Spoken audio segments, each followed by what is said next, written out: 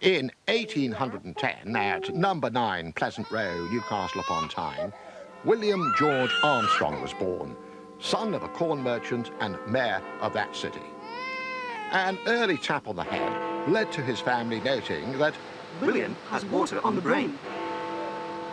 At school, he showed a great interest in mechanics, which helped shape the two passions of his life, water and money.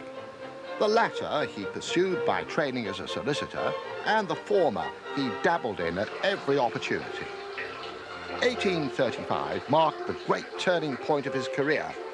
He noted the inefficiency of a large water wheel and became caught up in hydraulics. William has running water on the brain. Nothing could stop his creative flow.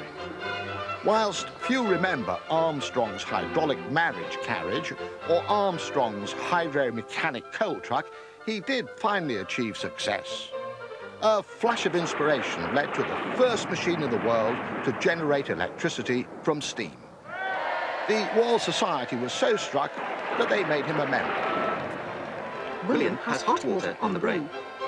Having turned water into electricity, he now switched his energies to turning water into money. By creating reservoirs, he provided enough water to supply the whole of Newcastle, with a drop to spare to power the world's first hydraulic crane. Leaving the law far behind, he founded a new company on the banks of the Tyne. In the Crimean War, Russian troops were crushing British artillery held down by the weight of their own guns. Casualties were heavy, forcing Florence Nightingale to work night shift. W.G. Armstrong and Company came up with an enlightening solution. The British Army at once ordered 300,000 cast-iron stiff upper lips to help raise morale and several patented breech-loading field guns to help erase the enemy. So successful were Armstrong's lips, guns and breeches that he was dubbed a Knight of the Realm. Sir William has water on the brain. Sir William rose to even greater heights in his Northumberland estate at Cragside, which, thanks to his unceasing hydro-electrifying experiments, was the first house in the world to be lit by electricity, and hence also the first to have irritating power cuts and shocking electricity bills. Finally, he was elevated to the title of Baron Armstrong of Cragside, a position he held until his death in 1900. Lord William had water on the brain. But his legacy lives on, and you may be sure wherever people are tapping natural resources with an eye to conserving energy and making money, Lord William George Armstrong is watching them.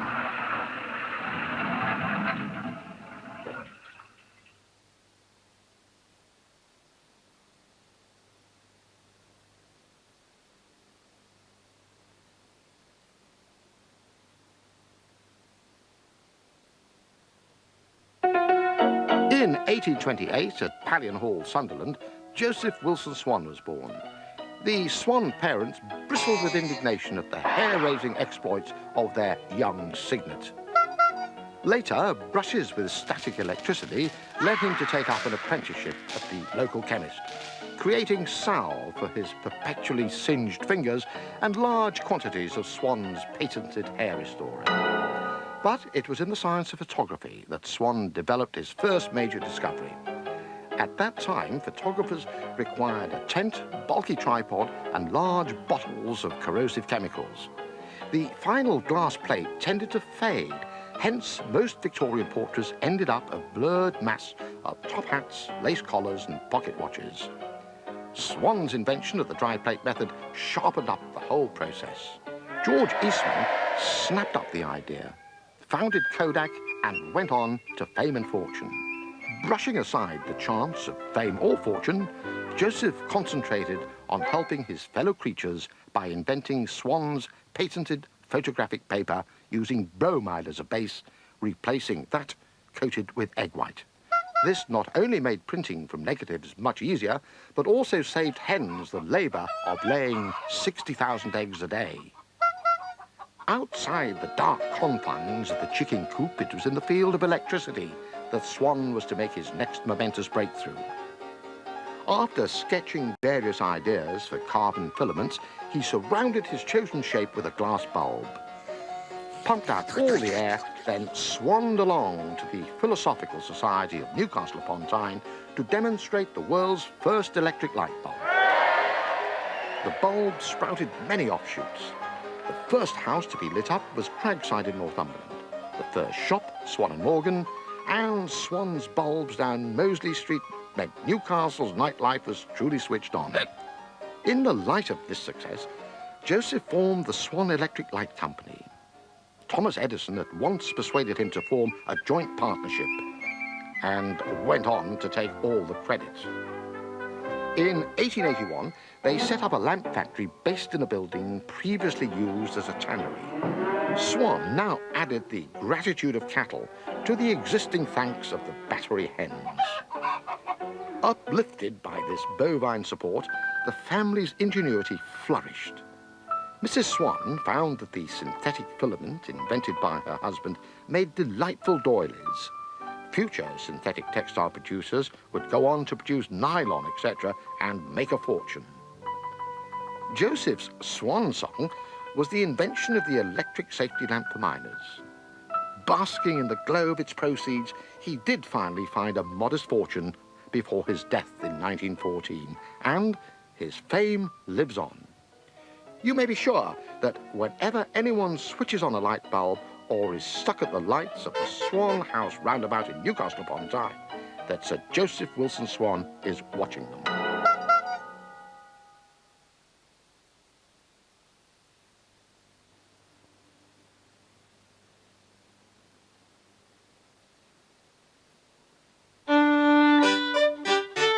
In 1781 at Wylam in Northumberland, George Stephenson was born. Unable to read or write, he was hardly in a good position to command a desk job. Hence, he worked as a brakeman alongside his father at a local colliery. Made painfully aware of the benefits that literacy could bring, he sent his son Robert off to school, a 10-mile daily donkey ride. This gave Robert a good education and a sore bottom. However, George Stephenson was to discover that illiteracy had certain advantages too. Because he couldn't read the instruction manuals, he used his own mechanical genius to repair and improve pithead engines. And on one momentous occasion in 1814, he misunderstood the assembly instructions of a welding tool and invented the miner's safety lamp.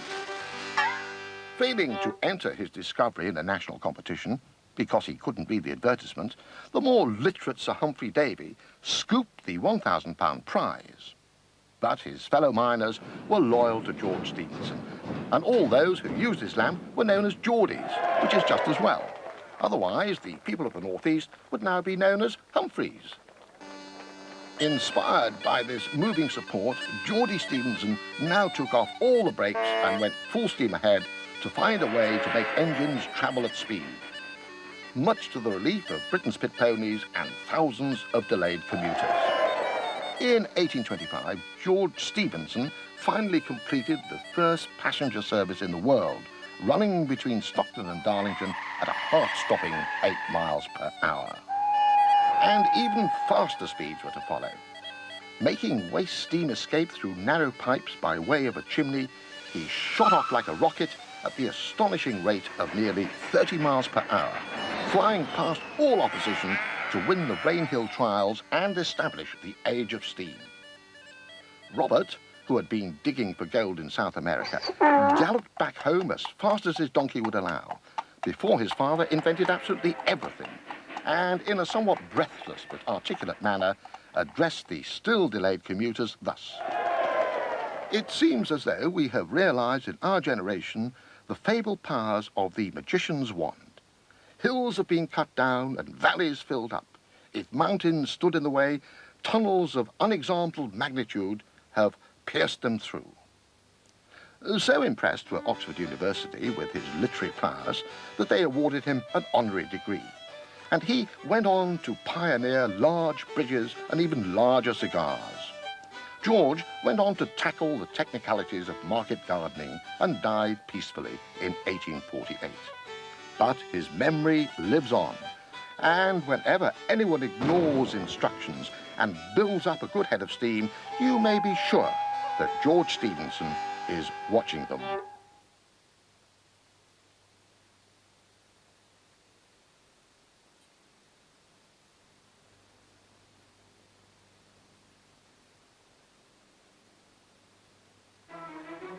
In 1854, Charles Algernon Parsons was born, son of an Irish peer who invented one of the largest telescopes in the world. As young Parsons grew, so did his nose for invention and speed. Breathing in the scholarly air of Cambridge, he emerged bursting with engineering ideas and a reputation for speedily sniffing out the right answer. In 1887, the Tyneside munitions firm of W.G. Armstrong and Company got wind of his outstanding abilities, and he was soon snuffling about through their machinery, toying with torpedoes. In 1883, he nosed his way into Clark Chapman and Company, where he really put the engineering world in a spin by inventing the steam turbine. The principle was rather like a windmill, but with steam turning tiny enclosed blades instead of sails, so he could travel at speed and keep a cool head at the same time. Fellow engineers turned up their noses at this revolutionary breakthrough, but Parsons ploughed on. Like most great British pioneers, Parsons was not only headstrong, but loaded too. So he set up a factory in Newcastle upon Tyne and continued to blow his own turbine-driven trumpet. For after months of intensive top-secret research with wooden models and rubber bands on a nearby lake, Parsons had created the 100-foot-long Turbinia, claiming it to be the fastest sea-going vessel in the world. But the world said, pull the other one. Undeterred, Sir Charles decided to take the plunge and go to the very top. At Spithead, he whizzed the tiny Turbinia under the very nose of Queen Victoria at her Jubilee Review of the Fleet in 1897. The Queen was so impressed at Parsons' 34.5 knots that she at once ordered the Navy to commission dozens of turbine-driven ships and also borrowed Turbinia secretly at weekends to terrorise slower vessels along the Solent.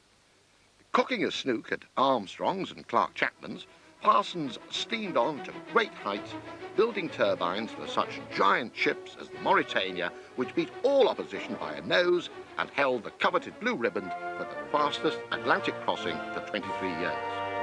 And Parsons' invention produced other spin-offs too, from steam turbine engines still used in many electricity power stations today to the world's first amplifier, the oxytophone, not still used in many recording studios today. Although his ear for music failed, his nose for invention continued until his death in 1931, and his memory lives on. Whenever anyone is in a spin and needs a speedy solution, you may be sure that Sir Charles Algernon Parsons knows.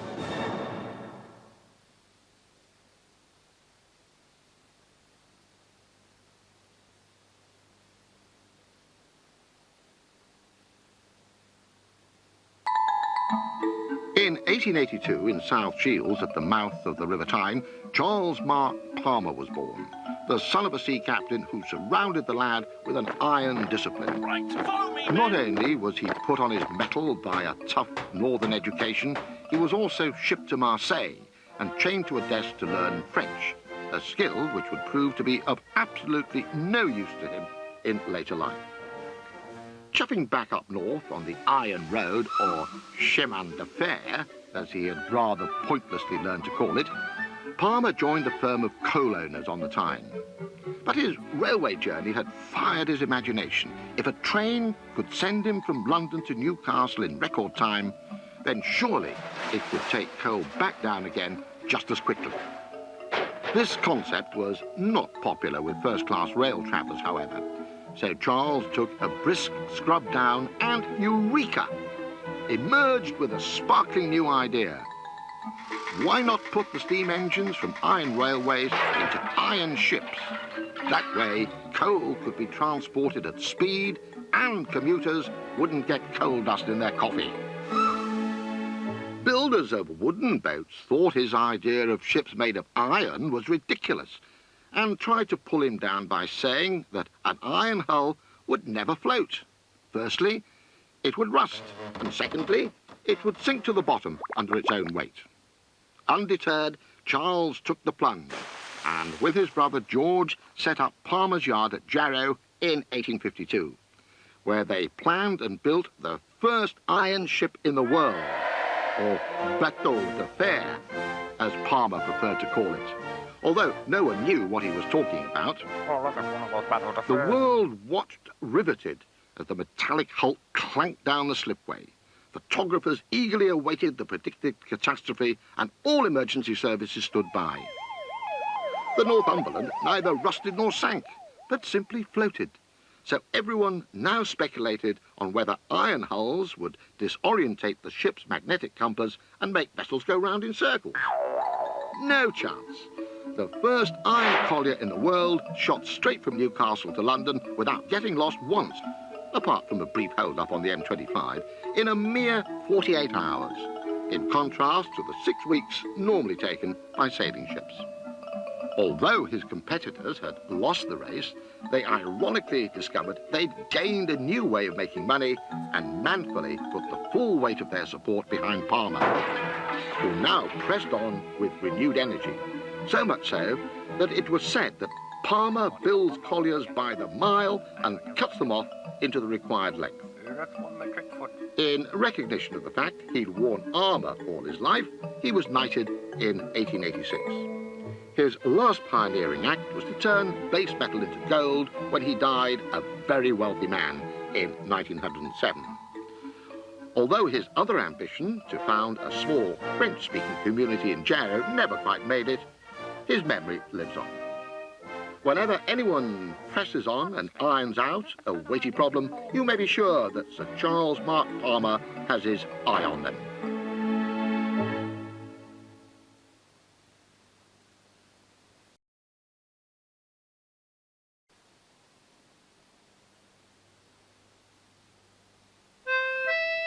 In 1757, Henry Greathead was born, the youngest of twins, easily identifiable from an early age by the swollen sense of his own importance.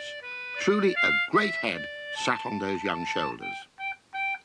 The first impulse of this headstrong youth was to run away to sea, and he jumped ship at Portsmouth. The crew elected that Henry should become the ship's mascot and lashed him to the bowsprit as their figurehead. But this was to lead to disaster, as the great weight of his head caused the ship to run aground at Calais, and for all the crew to take French leave. Stranded on that lone foreign shore, Henry's great head was to begin pondering on the perils of the deep, particularly those related to boats that capsize easily. Finally, in 1785, he drifted into the wild waters of the Tyne and dragged himself exhausted onto the beach at South Shields. The local inhabitants at once mistook him for a Viking invader and began throwing stotty cakes, pigeon trees, giant leeks and other heavy objects. As ever, Henry used his head and began constructing boats from the debris, and founded a very lucrative business as a constant supply of new vessels was needed to replace those lost in those stormy and congested seas. In 1789, disaster really struck home. A ship wrecked within full view of the helpless Shields people, and all hands lost, apart from a few soggy survivors who straggled ashore to spread Asian flu amongst the population. In desperation, Shields folk declared a competition awarding 2 guineas to any person producing a plan for an unsinkable boat.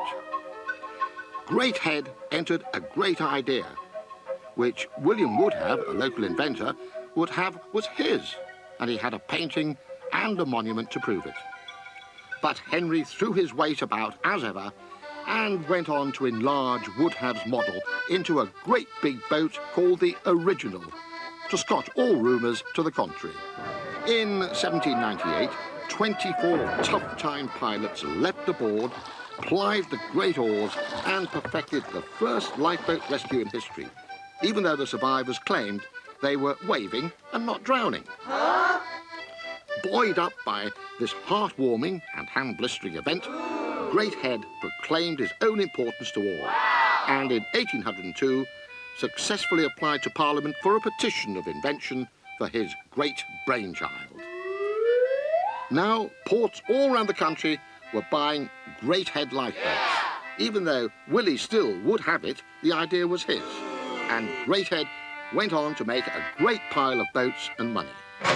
Alas, Henry did not have a great head for figures, and he died penniless in 1816. But his life's work laid the slipway for the launch of the Royal National Lifeboat Service, and you may be sure, wherever anyone is floating an original idea, especially if it was invented by someone else, Henry's great head is watching them.